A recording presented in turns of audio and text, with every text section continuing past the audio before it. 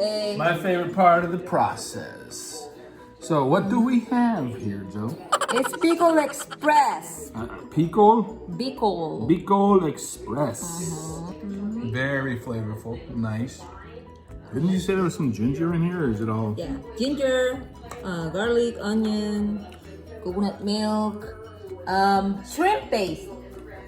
The meat is super tender. We got the meat at the Vietnamese market in Fort Worth. Yeah, so They got some sketchy stuff there, but this is good. Well, it's delicious. You should try it.